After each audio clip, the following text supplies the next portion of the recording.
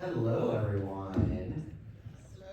My name is Lyle. I am a reporter with Nevada Current, and this is actually my first time hosting and moderating a panel like ever, which is so funny because I ask questions for a living as a reporter. So I report for Nevada Current, and we're a small staff, so I cover a bunch of things, including housing, homelessness, criminal justice, and state and local government. If you would have asked me if I was an environmental reporter or climate reporter, I would have told you no. Until recently, I was part of a fellowship with the National Press Foundation on covering equitable community development, and they made the point of saying we are all environmental reporters now because the environment is touching everything, including housing stability and homelessness. So that's what we're here to talk about today, just the intersection between climate and housing and homelessness and just what is happening on the ground, just talking about where we need to be going and just connecting the dots on some issues. And so I have a great panel with you, and so I think we're gonna start by kind of going around. If you guys can just start by introducing yourself and saying a little bit about the work that you're doing here in Nevada, in particular what the work around climate. Oh, yeah, sorry. Hi everyone, Cassie Snow. I'm here on behalf of my volunteer group, the Climate Reality Project, a Las Vegas chapter where I'm the chair. Our group is part of a global organization that was started by former Vice President Al Gore, and one of the largest initiatives out of this organization is a training program that they hold several times per year, not only here in the U.S. but also internationally. It's a completely free training, open to anybody that provides training on climate change and also skill building. For example, how do you talk with your local legislator and how do you, influence change in the space of climate? And so happy to be here talking about that as well. I just want to mention too that a really big focus of the group too is kind of the intersections of social and environmental, like you mentioned. And there's a variety of chapters like ours here where we do work relevant to what's needed in our community.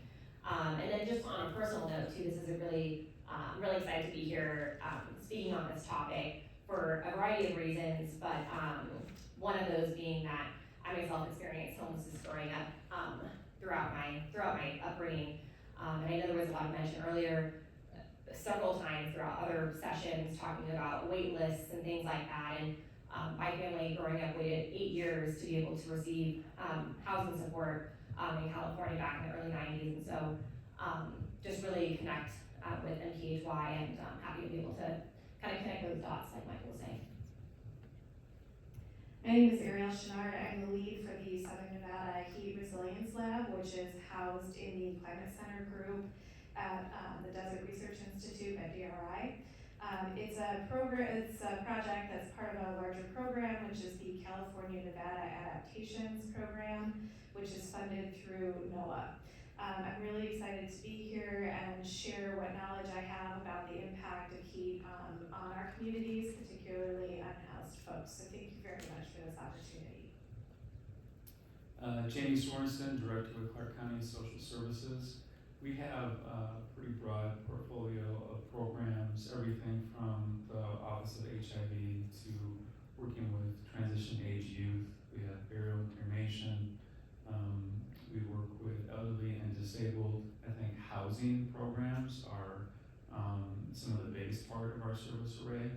And so we have initiatives that focus on prevention and diversion to make sure people aren't evicted and they stay in their homes, but we also have an array of a navigation center, non-congregate shelters, and a variety of services and programs. With regards to environment, we're the entity that activates the cooling stations, and there's over 40 cooling stations around the city. We also have programs like Rebuilding Together, Southern Nevada Critical Home Repair, and it's a program that can go into people's homes when they're at 80% AMI and do repairs around heating, cooling, roofs, those kinds of things. So we certainly have more work to do given this past summer and kind of what we're experiencing. I also am vice chair of the Southern Nevada Regional Opioid Task Force, and we have been looking at opioid fentanyl-related overdose deaths, and we certainly see a spike in the summer months, and that's related to people experiencing homelessness, being out in the heat, and under the influence of substances. Hi everybody, I'm Tom Albright. I'm really happy to be here and meet many of you and participate in this. I'm at the University of Nevada, Reno, where I kind of wear two hats.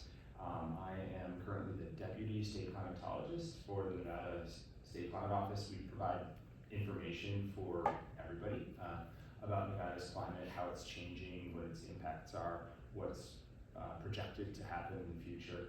And then I also wear the hat as sort of your standard professor, which is a mixture of teaching and research and service. And that for me has focused in the past as a biophysical scientist, I'm a geographer by training, has focused on environmental conservation issues and biodiversity issues, but increasingly it kind of parallels, I think, Michael's story. I found that the things I was really interested in kept butting up against human systems and all the important interactions and the questions I wanted to ask led me to that. So I've gotten much more into things like sustainability and environmental justice as a focus. And a recent example of that would be coordinating an effort to map the urban heat island in the Reno Sparks area, similar to an effort that took place here in Las Vegas a couple of years earlier. So yeah, looking at heat islands and environmental justice issues broadly is a big part of my interest. Awesome. To start, do you all want to talk about just the ways Nevada's, the unique ways the climate is affecting Nevada, whether it's extreme heat and drought in southern Nevada and the winters in northern Nevada, the unique ways that we're facing the climate crisis here, and in particular, how that is playing out for the in-house population? Yeah, I don't think anyone can live in Nevada and not be aware of weather and climate, because it's kind of in your face sometimes, isn't it? And that's true wherever you go. We have some bitterly cold temperatures up north in little towns with names like Jarbidge, up on the Idaho border, and then down here in Clark County, and Jean, and Searchlight, and Henderson, and these towns, we have some really, really hot temperatures. And in this year, you saw that those hot temperatures expanded into October, where we started having 100-degree day, I think, or two in the month of October, which was quite unusual. One of our hottest summers. So, mentioning some of the ways that climate impacts us. One of the big elephants in the room, obviously, is the heat. It's a very dangerous weather phenomenon, more dangerous than most people assume, and it's difficult to count how it harms people, but it does. But on top of that, and that is expanding. It's expanding. We have a couple of the warmest, fastest heating metro areas in the United States, and our state as a whole is one of the faster warming states. So we've kind of got two phenomena going on. We've got a global scale warming that's affecting Nevada pretty significantly, and then we have this urban heat island phenomenon that's really magnifying some of the temperatures in urban areas and keeping our nights from cooling down. So that would be something I mentioned. But on top of that, we have drought, we have fires that are related to drought and heat and weather systems and other phenomena, invasive plant species that move in and create these conditions that make fires spread more. And that can have human health issues and some of the really tricky things dealing with these issues is when you have combined issues.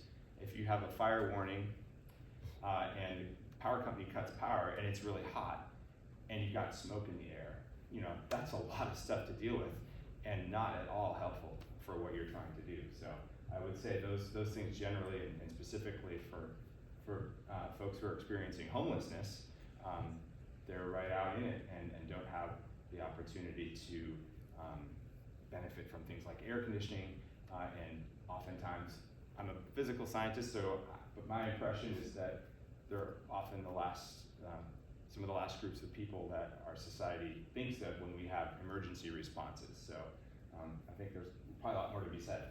So, Yeah, and I think I want to add too, because you kind of tossed around the word earlier, environmental justice, and I think that that is a really important topic that not everybody really understands what that means. And I think that, as you mentioned, as Michael mentioned, like we all are getting into this space of climate and the environment because of the human aspect, and I resonate with that same story as well. I don't have a science or environmental background, but I've always cared about people and to ensure that people are able to live, you know, thriving, healthy, happy lives, and the realization that, you know, climate change and the implications of climate change are detrimental to that, you know, happiness and success and healthiness, and that the solutions that we can address, we can do that in a way that helps individuals, we can only help certain groups of people, or we can do it in a way that helps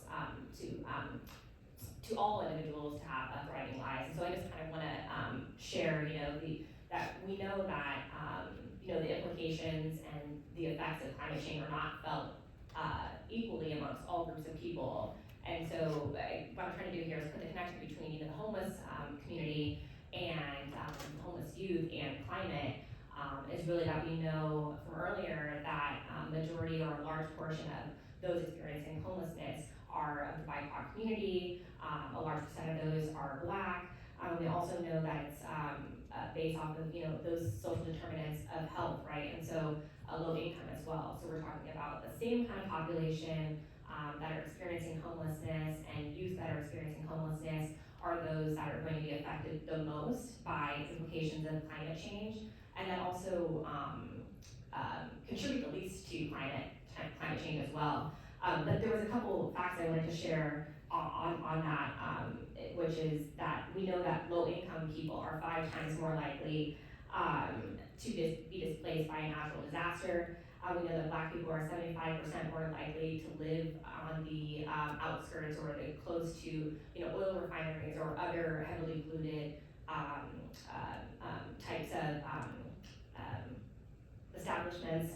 And like I mentioned earlier, the effects are felt disproportionately. So Black and Hispanic communities are feeling the effects of climate change by 60% more than what they're contributing, whereas the white counterparts are feeling 17% less of the impacts than they contribute out.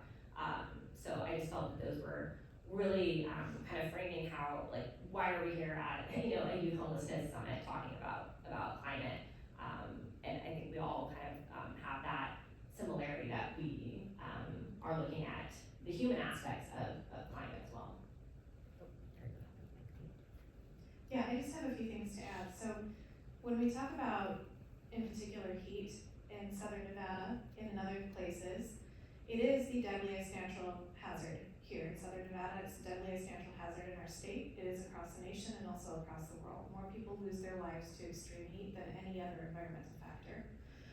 This was the record hottest summer for southern Nevada. We broke our long-standing record high temperature of 117. We beat that by 3 degrees. Yeah. Go us. So 120 degrees, I believe that happened, what was it, July 7th, I think, during a run of days well over 115. I think we had a total of 9 this summer. You know, Tom mentioned the urban heat island effect, which is a result of the built environment. So in places where you have more impermeable surfaces and less shade, those surfaces absorb the sun's radiation, causing it to be hotter in that area. And it also means higher nighttime lows in those areas, so that the folks who live in urban heat island neighborhoods have higher nighttime lows, which means that their bodies and their homes don't get a break from the heat. We also learned from that urban heat island mapping campaign, which took place in August of 2022, if I'm remembering, but those COVID years are all kind of fuzzy, so please don't quote me on that. It was the 3rd record coldest August day in Vegas history, go figure. But we did find out that our hottest neighborhoods are 11 degrees hotter than our coolest neighborhoods. So that means when it's 120 at McCarran Airport or Harry Reid, I'll catch up someday. There are some neighborhoods, mostly on our western side due to elevation and better tree coverage, that are a few degrees cooler than that. but then add 11 degrees to, we'll say, 118. That's how hot it is in our hottest neighborhoods, and frankly, that is an unlivable temperature. That is exceptionally dangerous. And it means that folks who are exposed to heat, because they are unsheltered, because they are unhoused, that everybody here is exposed to extreme heat, right? But the experience of extreme heat is very unequal. It depends on who you are, where you live, if you have some place to live. Those social determinants of health that Cassie was talking about, it depends on poverty. This is a deeply systemic issue in Southern Nevada, and I think that's why we're here discussing it in the context of youth homelessness. There isn't a single thing when you start talking about extreme heat, you end up talking about everything else. You talk about access to affordable housing, you talk about access to health care, you end up talking about drought, you talk about just air quality. There's not a single thing you don't get to talk about when you talk about extreme heat. So I just want to put that out there. I'm going to bring you into this, Amy, but I want to give some statistics too, because that part of this, why I guess I'm on this panel, is some reporting I did over this year looking at the deaths among the unhoused over the last few years. Back in 2020, it was about 189, and it's jumped more than, sorry, I don't have that statistic in my brain, but it jumped more than 80%, and in 2023, it was 333 deaths. Like with all homeless numbers, those are likely an undercount, because there are a lot of factors that go into counting. There are a lot of contributing factors to this, but we saw a huge increase in environmental deaths, in particular heat-related deaths. I was able to speak to family members that lost people on the street and get some really sad context to people just dying on the street. And so coming into the ER with body temperatures of 108.5, like, it's just the effects that this is having on our society. And so I guess the question that I want to bring into is, I guess, how are these deaths, how are these factors that we're seeing from heat, how are we responding to that? How are we addressing this, and how do we need to address this? Whether we talked about cooling stations, some of the temporary shelters that are being set up. I guess, what are action items that we're implementing to address this that are climate specific? And what are some things that we still need to work on, do you say? Yeah, I think in terms of some of the statistics, a portion of those people were people experiencing homelessness. There were also people in those numbers that are in low-income housing and have other health conditions and et cetera. The coroner's office is continuing to work on cases from this summer. It sometimes takes 90 days or more to finish a case, and there are over 400 heat-related fatalities so far this year in Clark County. So it's a really substantial problem for us to solve. I think, getting to your question, backing into what we need to accomplish, I think it helps to first identify what are maybe some of the primary outcomes we want to strive for. And I think one of them, obviously, is a reduction in heat-related deaths. I think also a reduction in emergency room visits and hospitalizations related to heat exposure. I think we also want to improve access to water and cool environments for people experiencing homelessness. And then I think we also want to increase people experiencing homelessness, their understanding of the impacts of heat, so that they can have some self-protective behaviors. And so I think kind of keeping those four primary outcomes in mind, I think we have to look at how we've done the cooling stations. They are activated when the National Weather Service issues an extreme heat warning. And in the summertime, around July, that's 112 degrees. And I'm from Minnesota and Wisconsin, so I'm thinking maybe 100 degrees is sufficient to activate. So 112 is a pretty outrageous number in my mind. And I think also the cooling stations are open from generally 11 to 7, and they probably need to be open 24 hours a day. We also need cooling stations beyond libraries and rec centers because, as you likely know, those are mostly governmental buildings and they're closed on holidays.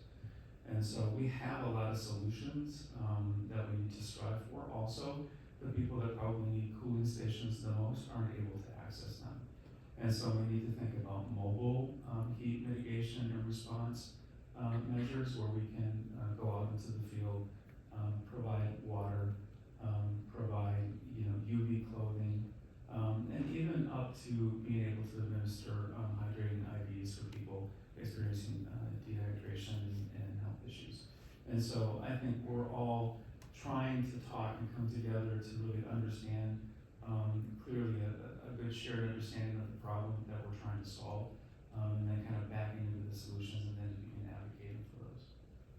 Yeah, one of the women that in my story, she died when it was 102 outside, and she still came in with 108.5 body temperature, and so yeah, she probably did not have access to a cooling station just for a lot of different reasons. But we talked about the experiencing homelessness, but I want to take a step back and talking about the way climate is impacting the economic pressures that actually might push people to homelessness, whether it's driving up utility costs or whatnot. Do you want to talk about a little bit about just some of the economic pressures that are manifesting as a result of the climate crisis and just extreme weather events?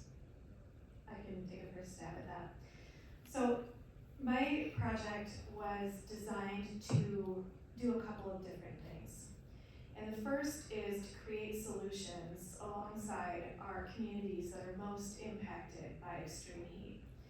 So to do that, we held the first two public listening events around heat that have ever been put together in Southern Nevada. And we learned from folks that people are making some exceptionally bleak trade-offs when it gets really hot.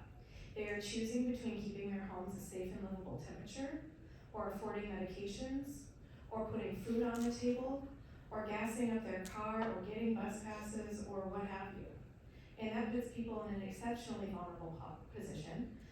We do know that utility costs over the summer are becoming harder and harder for folks to bear. But we also learned a couple of interesting things.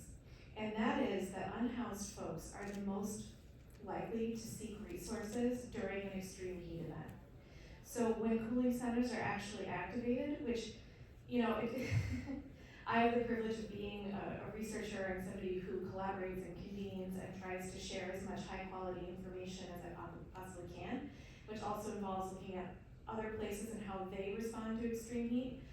In other spots, like we'll use Maricopa County and Phoenix as an example, their cooling centers are open from the beginning of heat season to the end of heat season. It does not take any type of heat warning to trigger a cooling center response. Their cooling centers also have budgets and co-located resources, which is exceptionally important for folks who are experiencing homelessness. I lost my train of thought. Oh, maybe it'll come back. It's gonna come, I promise. Okay, it will, but I'm gonna hand it off in a Okay, second. no problem. I can go. On this topic, I think everyone out there, I keep sharing things that are much more on a national level. There's 3 experts here on the local level, and so I kind of keep zooming out a bit. But my thoughts are that there's a variety of ways that climate affects people and drives them out of into poverty or into homelessness. And there's incidences that are more catastrophic, like our extreme weather events. And there's also things such as infrastructure that causes individuals or families. There was a story in Georgia about a family that had, due to the extreme rain, their sewage, the sewer line infrastructure was compromised and had to continually fix it, and they couldn't afford to keep fixing it, and were subject to illness, and eventually had to move. And those people are ultimately climate and environmental refugees or migrants or whatever you want to call them, but are being forced to move because their homes are no longer livable, and it doesn't have to be a catastrophic incident. It can be something that is a little bit more chronic and infrastructural. And so I think there's a variety of ways, and there was one fact that I thought was really interesting, which was that if we don't address climate change, 100 million more people will be in poverty by 2050. That's almost double, I think, that are in poverty right now. And I think that among many other implications, is obviously one of the biggest factors that drives towards homelessness. And also, besides just those living on the street or without a home or without a car to live in, it's also the doubling up of houses, like was mentioned earlier, living in hotels and motels, and those alternative ways of living. And I think also leaning into or lending itself to the inability to afford utilities as well. So yeah, I'll pass it over to you. I think everyone's done a great job covering the main points. Just to emphasize, yeah, absolutely. Climate change and extreme weather events is often a trigger for people to change their status from housed to unhoused, because there's all kinds of red tape for accessing this. There can be all kinds of red tape for accessing the services. Some people aren't as comfortable or in a position to get it. And yeah, we see that all over the world, not just locally. And then thinking about more local questions, one thing I notice about places like Las Vegas and to some extent Reno as well, you know, you look outside, and I don't know if you've noticed, but a huge part of our landscape is devoted to moving around cars. And those really stand out on our maps of hotspots for heat. And if you're in the street as a homeless person, like the tragic case that was outlined in Michael's article, or someone then selling elotes or something, you know, you're in the hottest part, and the temperatures that you hear reported on the airport, and even those 11 degrees that Ariel was talking about, that's an underestimate, because the street level heat, the skin temperature, can be 20 degrees warmer than that. So that's another thing to think about. And I feel like one thing I heard in the last session is, even though homelessness is a huge issue, mobility poverty, or the lack of ability to get around to where you need to go, and the trade-offs that people have to make, that seems like a big deal. And that's a way we could kind of solve a couple things together, is if we could work towards cityscapes that are more accessible for people that don't have cars, that will also maybe help us get some of our heat island in check as well. Yeah, I just want to echo that. That we've talked about this before, but that transportation is something that is a prime example of there are many ways to solve, you know, the climate crisis, and many approaches to the solutions, and you can solve, you know, emissions from cars in a way of, you know, everybody get an electric vehicle, but that leaves out a huge majority of people that simply can't afford to buy a new car, or, you know, maybe they overextend themselves to buy that new car, and it doesn't at the same time allow us to build more resilient systems for everybody, and you know, switching to the bus versus driving an individual car reduces your emissions by about 30%. If we had, you know, light rail or something like that, it'd be 60%. I mean, it's a dramatic difference. In fact, transportation is far more impactful in reducing the impacts on climate than, you know, turning your lights off, or even adjusting your heating and cooling in your house. And so, you know, I also grew up transportation insecure as the first person in my family to ever have a license or a car. And so I really feel strongly that when you're tying it back once again to homelessness and youth homelessness, like, that is part of wraparound services. You need to have a way to reliably get around, to be able to get a job and then get a house and do all those things. And if the only solution is buying a car, it's just, the cost of car ownership is tremendous. And so if we're talking about climate solutions, like, why don't, you know, obviously public transportation and making that more robust is gonna be the best route and method. I think too, you know, I just want to highlight in terms of economics, as people are maybe pushed out of their homes because of costs related to, you know, cooling the home or other factors. Some matters, I think, are a policy discussion, and some matters are a discussion for implementation or administration. So, for example, you know, if you recall, during the COVID pandemic, there was a moratorium on evictions for a long period of time. And I don't know that we should be doing evictions and lockouts for people in the hottest months of the summer. And so I think, we could really be exposing people and put them at risk by doing that. And so I think that's a policy discussion that needs to happen. I also think, and people are likely aware, that there was a safe camping ordinance passed in Clark County this last Tuesday. There are other ordinances in North Las Vegas, the city of Las Vegas, and Henderson. And I think as you look at abatements, and by abatements I mean when Public Works or others go in and they clear off an encampment, that we have to have some consideration about how that happens and when that happens, when it's 115, 118 degrees outside, because that is really all that people have, that minimal shelter. And so I think for us here, that's probably an implementation or administration of that particular policy, and how we all, as just across departments, need to work together to pay attention to those risk factors. I just wanted to jump in and say two things. That indeed, transportation is exceptionally important. Unfortunately, public transportation is another way that people are exposed unequally to really high temperatures. When you're unhoused and you want to get to a cooling resource, you may need to walk to a bus stop, wait for the bus for 25-ish minutes, walk to a cooling center. So depending on your situation, you may or may not choose to expose yourself to more heat to get to to get to the place where you can actually cool down. And then on the flip side of that, if you're at a rec center or a library and that library closes at 6 p.m. because they run on business hours, well, that's your cooling resource just disappeared, and you get to make that trip in reverse. And even though it's 6 p.m., it's still 119 degrees out, So, that transportation, although it's something that, we have to make sure people have access to reliable public transportation, we also have to recognize that there's a pretty steep trade-off when it gets really hot too, to using that resource.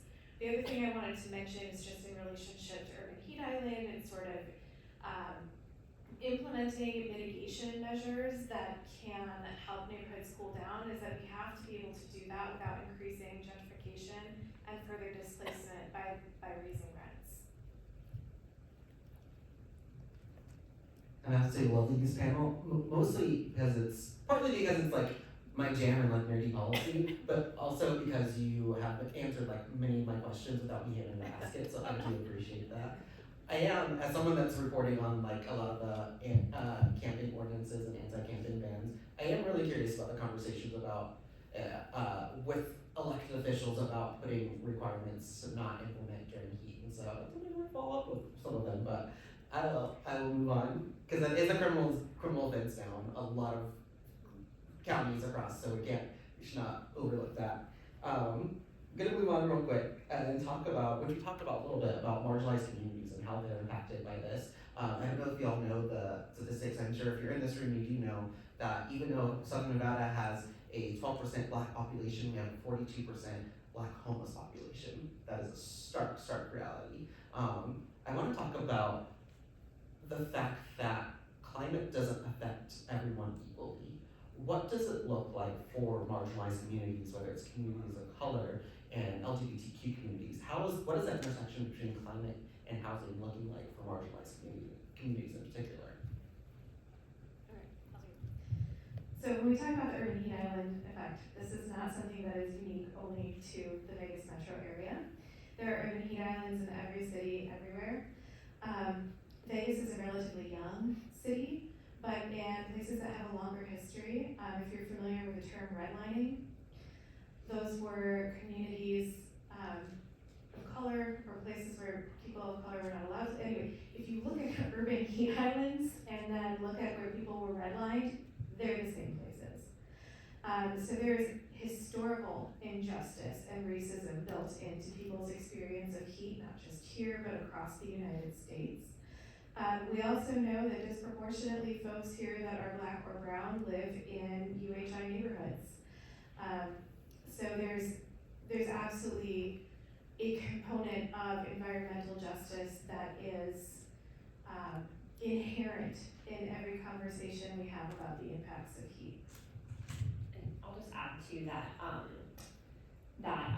I think it's also the protections that go, the ability to have, we were just in the panelist, or the session I was in here before was a room full of lawyers, and it brings up an important topic that those communities oftentimes don't have the resources to have people to protect them and hold others accountable for the impacts on their communities.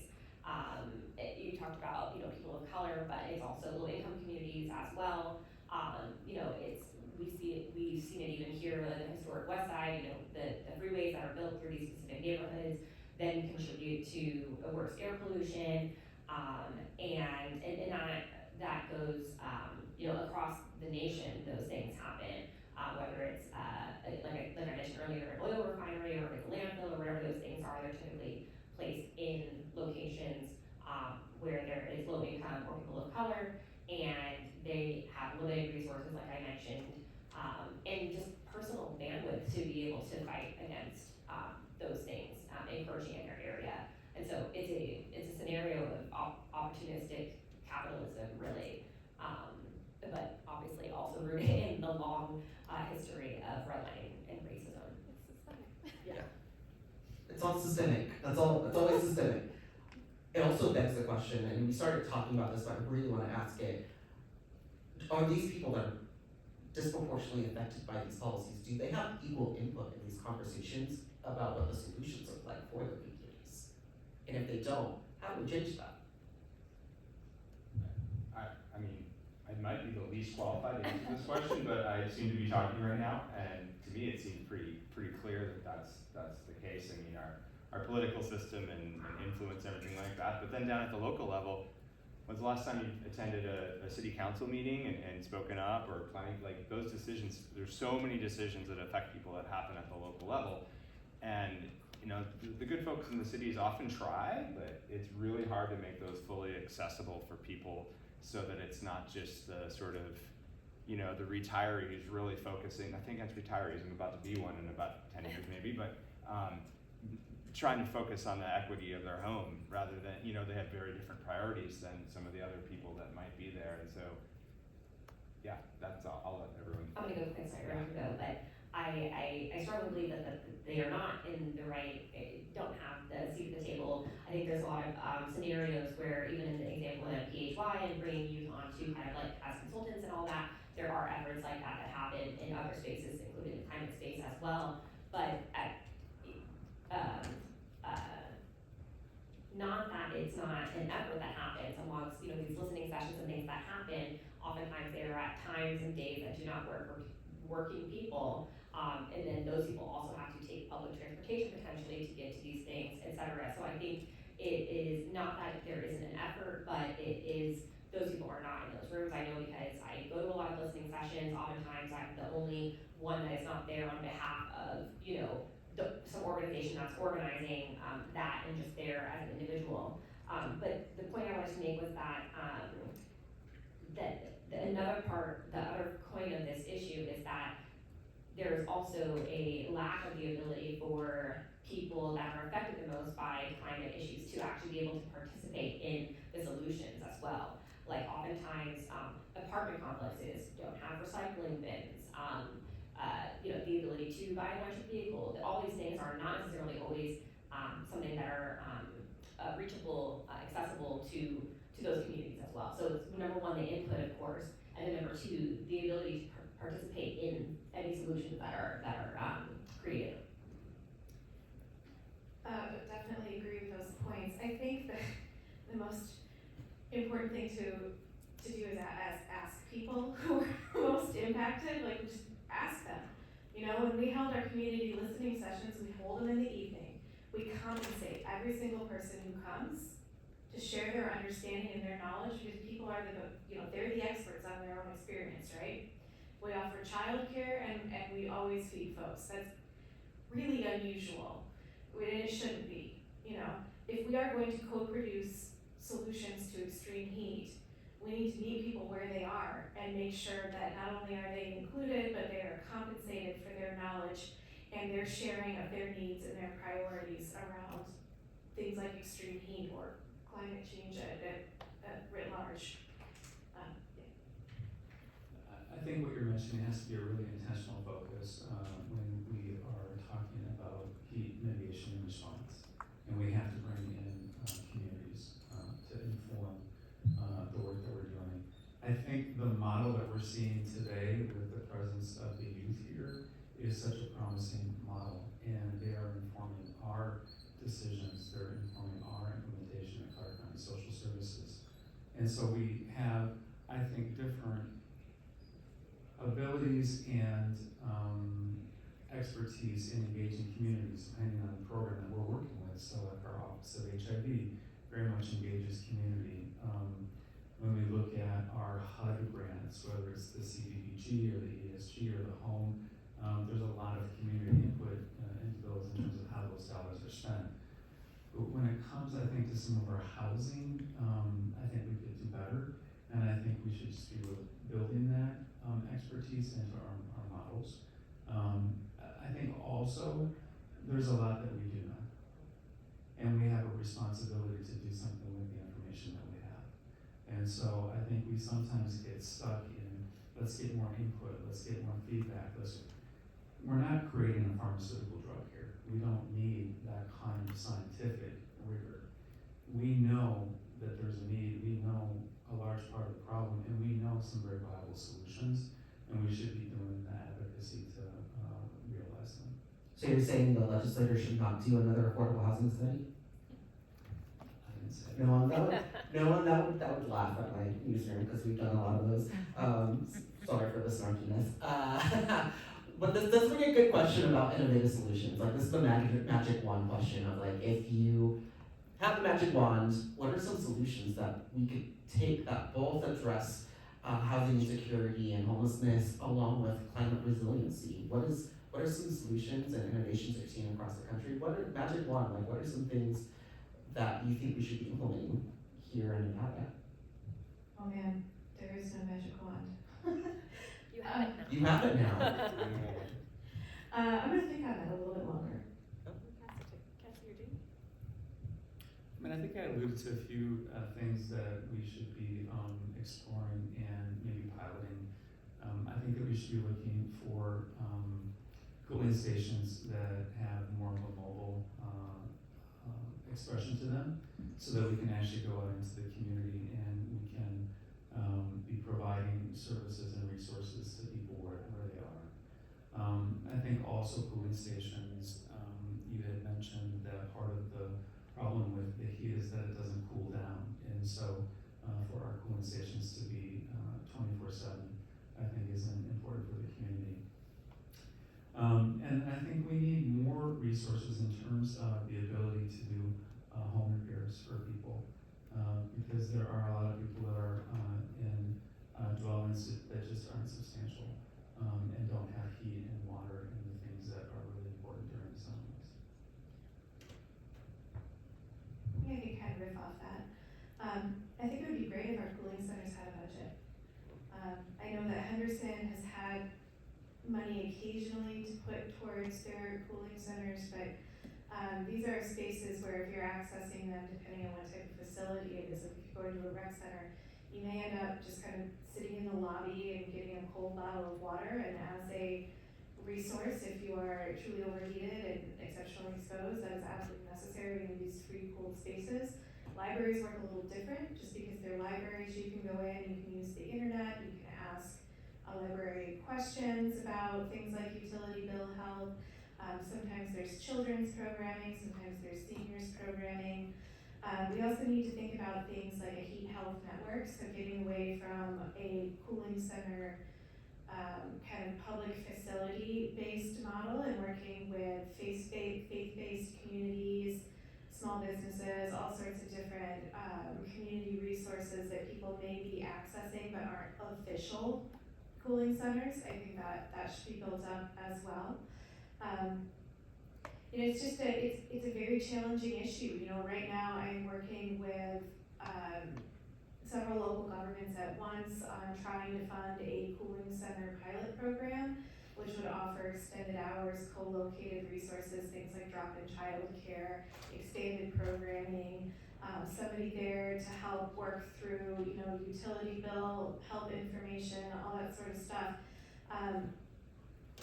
But I think that there's some, I don't want to use the word prejudice, but hesitation on, expanding or picking a facility to do this because of perceived issues around who will be accessing those facilities.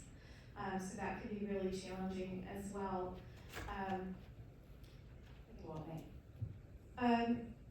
You get people saying, oh my gosh, well, we're gonna need so much more increased security because of who is gonna be accessing our facility, or, just kind of these worries around like, how is that gonna, impact summer programming, and I would say, okay, a place that has like summer programming is maybe not the best pick for a pilot project like this.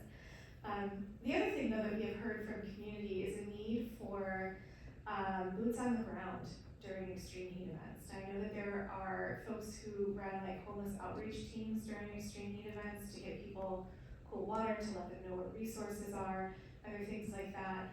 But for folks who are marginally housed or housed in places where either their landlord isn't fixing their AC or doesn't have it or what have you, boots on the ground with cooling options for homes would be really welcome, I think, and really impactful. So people who can go to our most heat impacted neighborhoods with a window AC unit where you don't need your landlord's permission to put it in the window and plug it in, or a mobile heat pump so that folks can at least have, one room that's a safe and cool temperature.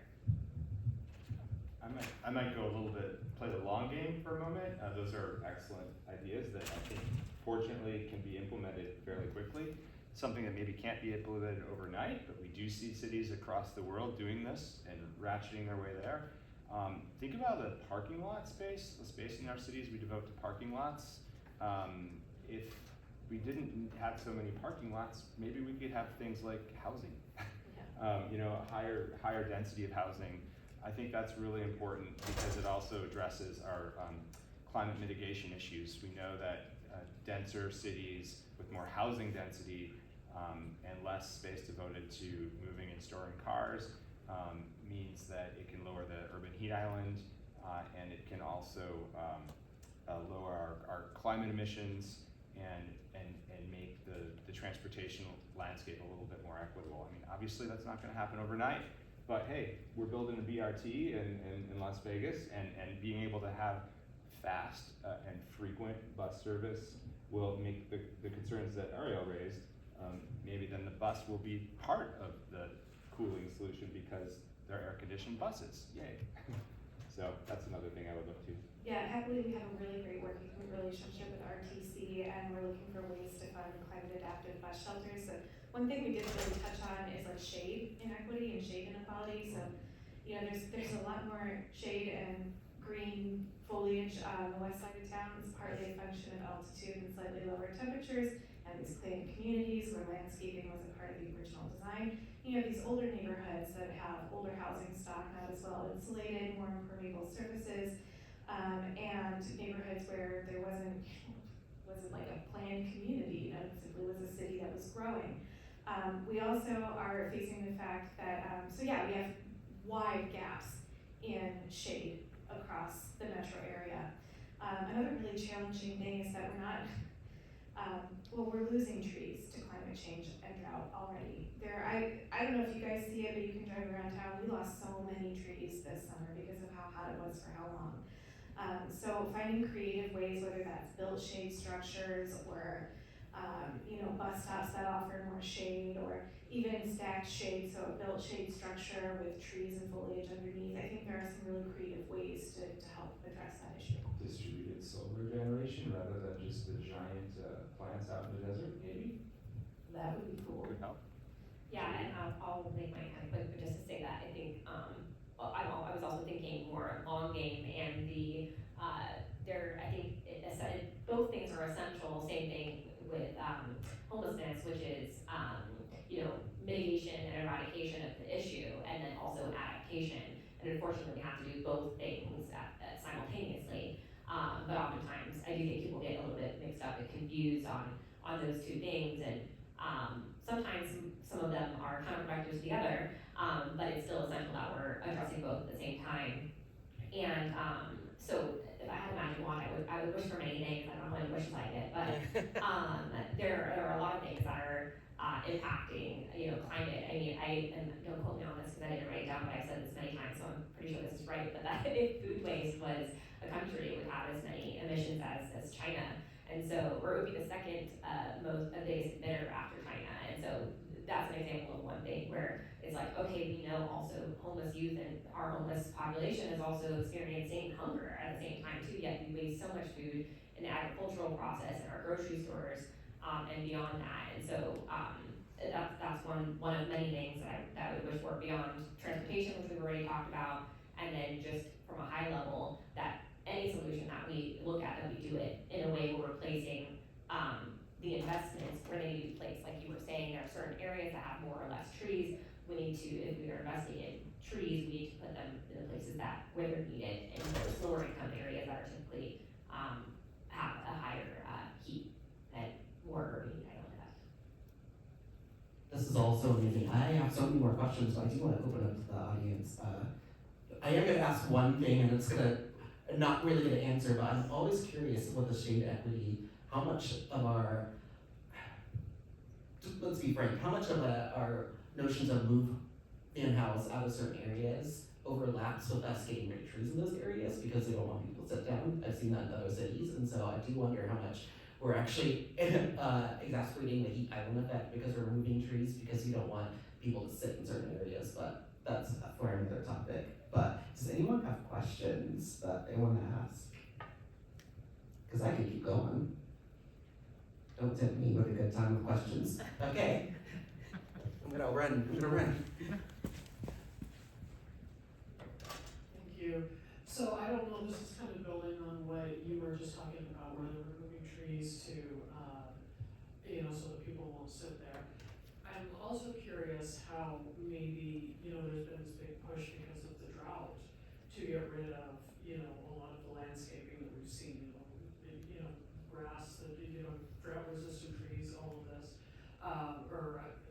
And I'm just kind of curious if you see that having an impact in some of this climate change that we're seeing and this excessive heat like we saw this last summer. So the turf removal program through SNWA focuses on turf only. So where that happens and who is doing the removal and who is doing the replacement, whether or not they do a good job of the removal and the replacement is not necessarily up to SNWA. We do have a nice, SNWA has a great tree list that, has native and desert adapted species that people can be planting. But it's up to the folks who own the turf, who have to remove the turf to then replace the turf with something that doesn't contribute to that urban heat island effect, because you're absolutely correct. If you remove a lot of turf and you put in rocks, that spot's gonna be hotter. You lose the evapotranspiration of the grass, which is the reason it's being removed in the first place, and you replace it with an impermeable surface that's just gonna suck in that heat and bounce it back at you. But I don't think that the amount of turf that's actually being removed under that program is so much less than they initially even thought. I mean, this is a minuscule amount of turf when it comes to, I think it's like 3% of the total turf here in the metro area. So it really is like a drop in the bucket. But I think it is like where you're seeing that, if you're seeing really bad examples of turf removal, like if it's a business, go knock on their door and be like, why, what is this? Like, do better, because that's outside of the turf removal's jurisdiction. But overall, no, the summers are hotter because the summers are hotter. Like, that is the trend that we see in climate change. So where turf removal can have like very exceptionally localized impacts, overall, this is just the trend of climate change. I'll just add a couple things, because I just had a conversation with a team of folks from SNWA on Monday with my graduate students, because you asked an excellent question. Our research group, or PhD students, one of my PhD students is interested in that question, and of course SNWA is very interested in it, so it was great that we could talk. But I'll say two things. One is, it's if I understand it right, that's the non-functional turf program. There's also the climate smart landscaping, so people's yards, And if you do those things as the guidelines would have you do them, and I don't understand well enough to know about like enforcement and monitoring and sustaining that over time, but you should end up with landscapes that are cooler than just the turf, because well-placed trees use less water and provide more cooling per gallon of water, and so you should be in better shape, I think, if you follow all those guidelines. That's my understanding. Yeah, and it is, I'm going through the process right now, and there's a requirement of at least 50% coverage, so you have to have bushes and trees and all of those things, and you can't just replace it all with non-permeable surfaces. But I would say that on the topic of, which is, I think something that gets brought up a lot is, okay, you're replacing this natural, thing that is positive for the environment with plastic, ultimately, material. To my knowledge, there's not a lot of research or no research on the implications of that, and I think it's probably because it's so minuscule at this current time that it probably wouldn't have, it would be minuscule to understand the impacts of it or